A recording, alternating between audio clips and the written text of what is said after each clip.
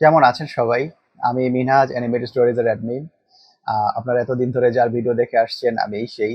আমার এত recent face reveal করার কোনো প্ল্যান ছিল না। আমি ভেবেছিলাম যে 1 মিলিয়ন সাবস্ক্রাইবার হলে ফেস রিভিল করব। কিন্তু সকলের এত রিকোয়েস্ট আমি আর ফেলতে পারিনি, তো চলে আসলাম ক্যামেরার সামনে। রিসেন্টলি আমাদের চ্যানেল 7 লাখ সাবস্ক্রাইবার ক্রস করেছে এবং আপনাদেরকে অসংখ্য ধন্যবাদ। আপনাদের ভালোবাসা এবং সাপোর্ট না পেলে কোনোভাবেই এত দূর আসা সম্ভব হতো না।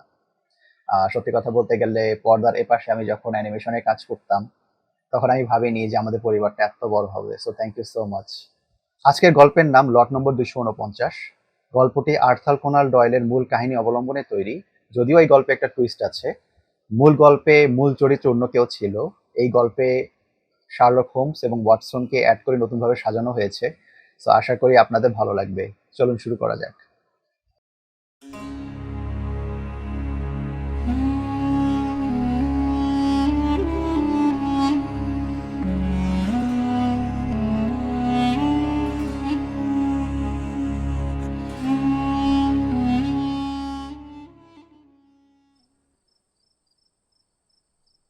1892 সালের এক কুয়াশাচ্ছন্ন সন্ধ্যা। বেকার স্ট্রিটের 122 বিতে আগুনের পাশে বসে হোমস একটি পুরনো পাণ্ডুলিপি পরীক্ষা করছিল। এমন সময় সিঁড়িতে ভারী পায়ের আওয়াজ পাওয়া গেল। দরজা ঠেলে ভেতরে ঢুকলেন অক্সফোর্ড বিশ্ববিদ্যালয়ের তরুণ ছাত্র এবারক্রম্বি স্মিথ। তার মুখ ফ্যাকাশে, চোখে এক অজানা আতঙ্ক। হোমস, আমাকে সাহায্য করুন। স্মিথ হাঁপাতে হাঁপাতে বলল, অক্সফোর্ডে এমন কিছু ঘটেছে যা বিজ্ঞান বা যুক্তিতে ব্যাখ্যা করা অসম্ভব। হোমস তার পাইপটা একপাশে রেখে তীক্ষ্ণ দৃষ্টিতে তাকালো। শান্ত হন মিস্টার স্মিথ। ওয়াটসন, ওনাকে এক গ্লাস ব্র্যান্ডি দাও। স্মিথ ব্র্যান্ডির গ্লাসে একটা বড় চুমুক দিয়ে নিজেকে কিছুটা শান্ত করার চেষ্টা করল। এবার বলুন তো, ওল্ড কলেজের করিডোরে ঠিক কি ঘটেছে? স্মিথ বলতে শুরু করলো, হোমস, আমি বিজ্ঞানের ছাত্র। ভূত প্রেতে আমার কোনো কালেই বিশ্বাস ছিল না, কিন্তু গত কয়েকদিন ধরে ওল্ড কলেজের করিডোরে যা দেখছি আর শুনছি। বেলিংহামের ঘরের ভেতর থেকে রাতে এমন সব শব্দ আসে যেন কেউ কোনো ভারী বস্তু মেঝেতে টেনে নিয়ে যাচ্ছে। আর সেই সাথে ভেসে আসে এক বিজাতীয় গন্ধ, ঠিক যেমনটা কোনো মিউজিয়ামে মমি সেকশনে পাওয়া যায়।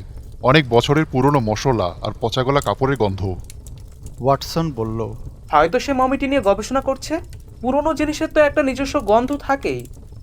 আমিও তাই ভেবেছিলাম ডক্টর ওয়াটসন, কিন্তু গত মঙ্গলবার রাতে আমি করিডোর দিয়ে যাওয়ার সময় হঠাৎ দেখলাম বেলিংহামের ঘরের দরজাটা সামান্য খোলা। ভেতরে সে কোনো এক আদিম ভাষায় বিড়বিড় করে মন্ত্র পড়ছে। আগুনের আলোয় দেখলাম টেবিলের উপরে সেই মমিটা, ক্যাটালগ নম্বর 249। কিন্তু কিন্তু সেটা নিথর ছিল না হোমস। আমি শপথ করে বলতে পারি, আমি মমিটার আঙুলগুলো নড়তে দেখেছি। হোমস লম্বা এক টান দিয়ে পাইপ থেকে ধোঁয়া ছাড়ল। মজাদার। মমি কি কেবল নড়াচড়াই করছে, নাকি আপনি তাকে ঘর থেকে বের হতেও দেখেছেন? পরের দিনই কলেজের এক ছাত্র এডওয়ার্ড মনখাউসের উপর হামলা হলো। ছেলেটি বেলিংহামের সাথে তর্কে জড়িয়েছিল।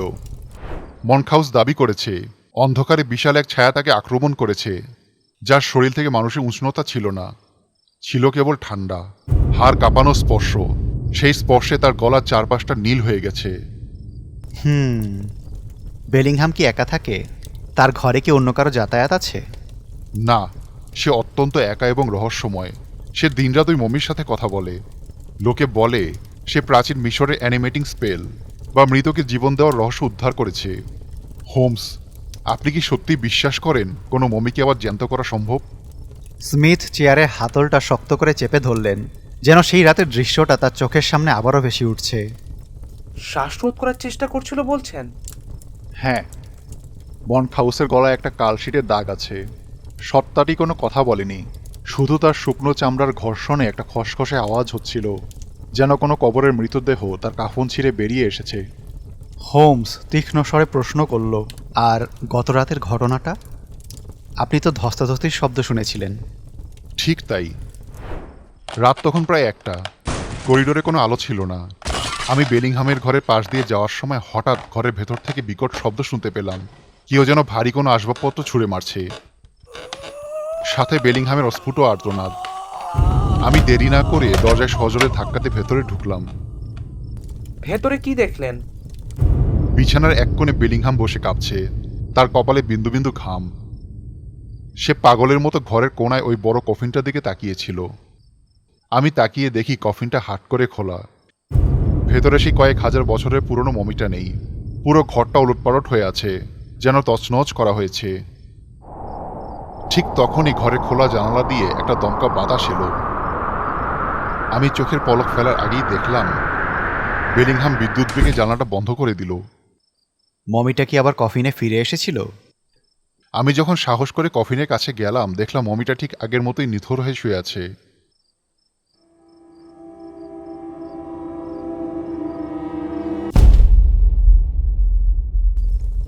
কিন্তু হোমস, আমি হলফ করে বলতে পারি, তার শুকনো বাদামি পায়ের পাতায় আমি টাটকা কাদা লেগে থাকতে দেখেছি।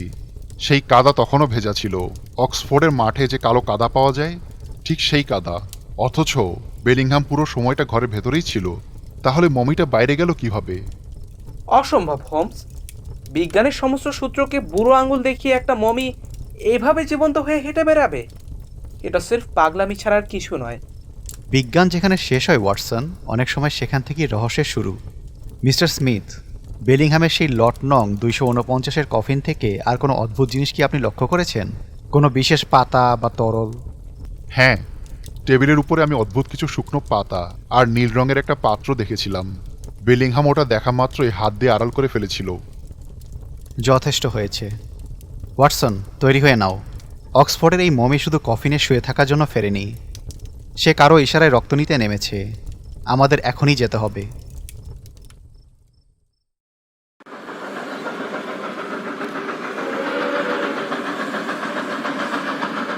পরের দিন বিকালে তারা পৌঁছালেন অক্সফোর্ডে।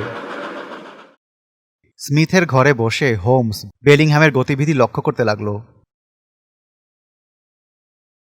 বাইরের আবহাওয়া যেন গোমট হয়ে আছে। কোনো পাখির ডাক নেই, শুধু বাতাসের এক শো শো শব্দ। মাঝরাতে হঠাৎ পাশের ঘর থেকে এক অদ্ভুত মন্ত্রোচ্চারণের শব্দ ভেসে এলো। গলার স্বরটা মানুষের মতো নয়, যেন মাটির তলা থেকে কোনো মৃত আত্মা কথা বলছে। শুকনো পাতায় বাতাস লেগে যেমন খসখস শব্দ হয়, ঠিক তেমনি বিজাতীয় এক স্বর। শুনতে পাচ্ছ ওয়াটসন? প্রাচীন হায়ারোগ্লিফিকের উচ্চারণ। বেলিংহাম মমিটাকে জাগিয়ে তুলছে। সে এমন এক নিষিদ্ধ শক্তির সাথে খেলছে যা সে নিজেই নিয়ন্ত্রণ করতে পারবে না। হঠাৎ করিডোরে এক ভারী অদ্ভুত হাঁটার শব্দ শোনা গেল। মনে হচ্ছে যেন কেউ তার শরীরটাকে মেঝের সাথে ঘষতে ঘষতে টেনে নিয়ে চলছে। প্রতিটা শব্দের সাথে স্মিথের ঘরের দরজা কেঁপে উঠছে। স্মিথ আতঙ্কে সাদা হয়ে জানালার ধারের দেওয়ালের সাথে সেটে গেলেন। ওটা আসছে হোমস, আমি জানি ওটা আসছে। ওটা আজ আবার কারো না কারো প্রাণ নিতে যাচ্ছে। হঠাৎ করেই করিডোরের শব্দটা থেমে গেল। চারপাশ একদম নিঝুম। কয়েক সেকেন্ড পর স্মিথের দরজায় খুব জোরে একটা ধাক্কা পড়ল। মনে হলো কোনো বিশালকার দানব দরজাটা ভেঙে ভেতরে ঢুকতে চাইছে। ওয়াটসন রিভলভারটা শক্ত করে ধরল। হোমস এক মুহূর্ত দেরি না করে ছট করে দরজা খুলে করিডোরে বেরিয়ে এলো। হাতের টর্চটা জ্বালতেই আলোর রেখায় ফুটে উঠল এক বিভৎস দৃশ্য। লম্বায় প্রায় 7 ফুট, পুরনো হলদেটে পচা ব্যান্ডেজ মোড়ানো এক হাড় জিজিরে শরীর। আর সবচাইতে ভয়ঙ্কর তার চোখ। কোটরে কোনো মণি নেই, শুধু আগুনের মতো লাল দুটো আভা ধিক ধিক করে জ্বলছে। মমিটা এক মুহূর্ত থমকে দাঁড়ালো। তারপর কর্কশ অদ্ভুত এক আওয়াজ করে স্মিথের দিকে তার দীর্ঘ দুটো হাত বাড়িয়ে দিল। থামো, আর এক পাও এগোবে না। মমিটা এবার ধীরে ধীরে হোমসের দিকে ফিরল। তার মুখ গহ্বর থেকে এক পচা পুরনো গন্ধের ভাব বেরোচ্ছে। সে হোমসের দিকে তেড়ে আসতেই হোমস পকেট থেকে একটি প্রাচীন মিশরীয় কবচ বের করে সরাসরি মমিটার চোখের সামনে ধরল। এই বিশেষ কবচটি হোমস লন্ডনের এক মিশরীয় বিশেষজ্ঞের কাছ থেকে সংগ্রহ করে এনেছিল। কবচটি নীল পাথর থেকে এক অদ্ভুত দ্যুতি বের হয়ে আসতে লাগলো। মমিটা যেন এক অদৃশ্য যন্ত্রণায় ছটফট করে উঠল। তার সেই হাড় কাঁপানো আর্তনাদ পুরো কলেজের শান্ত করিডোরে প্রতিধ্বনিত হতে লাগলো। সে থমকে গেল। তার হাতের আঙ্গুলগুলো অবশ হয়ে ঝুলে পড়ল। দেখো হোমস, ওটা পিছিয়ে যাচ্ছে। কিন্তু হোমস পিছু হটেনি। সে কবজটা হাতে নিয়ে মমিটার দিকে আরো এক পা এগোলো। মমিটা তখন পিছু হটতে হটতে বেলিংহামের ঘরের দিকে অন্ধকারে মিলিয়ে যেতে চাইল। করিডোরে সে বিভৎস মমিটি যখন বেলিংহামের ঘরের অন্ধকারে মিলিয়ে গেল, হোমস এক মুহূর্ত সময় নষ্ট করল না। রহস্যের শেষ হতে আর দেরি নেই ওয়াটসন, বেলিংহামের খেলা শেষ করার সময় হয়েছে। সে সজোরে দরজায় লাথি মেরে ভেতরে ঢুকল। ঘরের ভেতরের বাতাসের গন্ধ তখন আরও ভারী। পুরনো মৃতদেহ আর অজানা কেমিক্যালের তীব্র গন্ধে দম বন্ধ হয়ে আসার উপক্রম। বেলিংহাম তখন টেবিলের উপরে ঝুঁকে পড়ে পাগলের মতো কিছু একটা লিখছিল। তার চোখ দুটো রক্তবর্ণ আর চুলগুলো উস্কো খুস্কো। হোমস আর ওয়াটসনকে ঘরে ঢুকতে দেখে সে হিংস্র পশুর মতো চিৎকার করে উঠল। কে আপনি? কোন দুঃসাহসে আমার ঘরে ঢুকেছেন? বেরিয়ে যান। এটি আমার ব্যক্তিগত গবেষণাগার। আমার কাজে বাধা দেওয়ার কোনো অধিকার নেই আপনার। আপনার গবেষণা এখন আর বিজ্ঞানের পাতায় সীমাবদ্ধ নেই মিস্টার বেলিংহাম। এটি এখন খুনের নেশায় পরিণত হয়েছে। আপনি ওই লট নং 249-কে জাগিয়ে তুলেছেন শুধু নিজের তুচ্ছ প্রতিশোধ নেওয়ার জন্য। কিন্তু মনে রাখবেন, অন্ধকার জগতে শয়তানকে জাগানো যতটা সহজ, তাকে নিয়ন্ত্রণ করা তার চাইতেও 1000 গুণ কঠিন। তুমি আমাকে থামাতে পারবে না। বেলিংহাম, যথেষ্ট হয়েছে। এই পাগলামি এখনই বন্ধ করো, নইলে আমি গুলি চালাতে বাধ্য হব। গুলি? ওই সীসার টুকরো দিয়ে একে মারবেন? ও তো আগেই মরে গেছে। ও শুধু এখন আমার হুকুম মানে। মারো ওকে।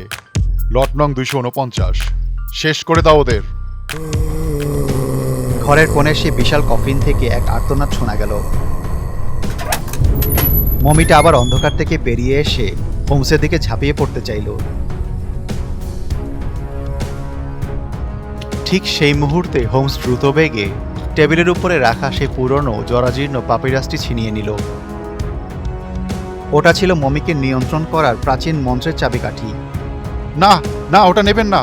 ওটা ফিরিয়ে দিন। ওটা ধ্বংস করলে আমার সব পরিশ্রম শেষ হয়ে যাবে। ওটা ছাড়া আমি কিছুই নই। পৃথিবীর মঙ্গলের জন্য এবং অক্সফোর্ডের এই পবিত্র মাটিকে অপবিত্রতার হাত থেকে বাঁচাতে এটি ধ্বংস হয় শ্রেয়। হোমস পকেট থেকে একটা লাইটার বের করে জ্বালালো। আগুনের শিখা পাপিরাসটির কাছে নিতেই বেলিংহাম ঢুকরে কেঁদে উঠল। না! কিন্তু হোমস দ্বিধা করল না। সে পাপিরাসটিতে আগুন ধরিয়ে দিল। মুহূর্তের মধ্যেই নীলচে আগুনের শিখা পুরো কাগজটিকে গ্রাস করল। আর সাথে সাথে পাশের ঘরে সেই মমিটি এক নারকীয় চিৎকার দিয়ে উঠল। সেই শব্দে ঘরের জানালাগুলো থরথর করে কাঁপতে লাগলো। পরক্ষণেই তাদের চোখের সামনে অবিশ্বাস্য এক দৃশ্য ঘটল। মমিটি সেই চোখের লাল আভা তপ করে নিভে গেল। মমিটি সেই শুকনো মাংস আর চামড়া মুহূর্তের মধ্যেই ছাই হয়ে বাতাসে মিশে গেল। মেঝের উপরে পড়ে রইল কেবল কয়েক টুকরো শুকনো হাড় আর এক স্তূপ ধুলো। বেলিংহাম মেঝের উপরে হাঁটু গেড়ে বসে পড়ল। তার সমস্ত দম্ভ তখন মাটির সাথে মিশে গেছে। এটা তুমি কি করলে? মিস্টার বেলিংহাম, লট নং 249 তার চিরস্থায়ী বিশ্রামে ফিরে গেছে। এবার আপনার পালা আইনের মুখোমুখি হওয়ার।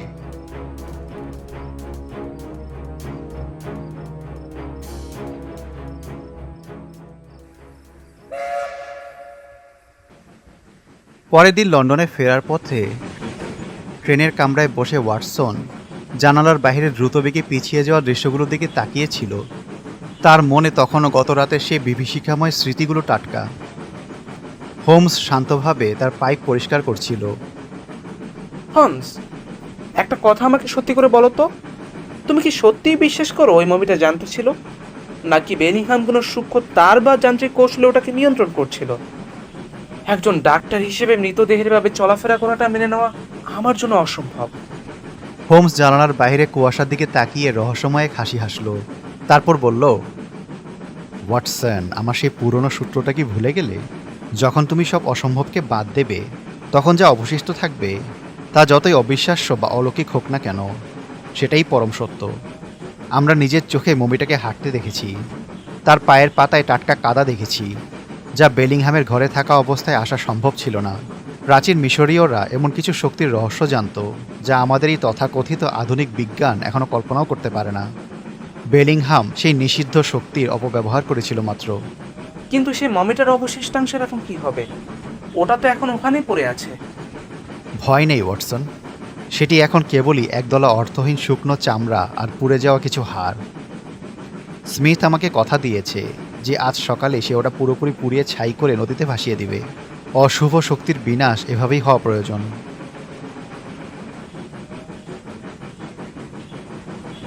হোমস লম্বা এক টান দিয়ে পাইপ থেকে ধোঁয়া ছাড়ল। কামরার ভেতরটা সাদা ধোঁয়ায় ভরে গেল।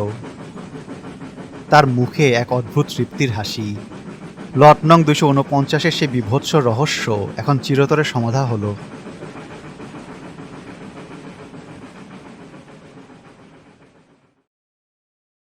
Animated stories, best channel you ever seen. Animated stories, you are in a horror dream. Animated stories, you just take the bloody cream. Go and get the popcorn and you're ready for the horror team. Animated stories, best channel you ever seen. Animated stories, you are in a horror dream. Animated stories, you just take the bloody cream. Go and get the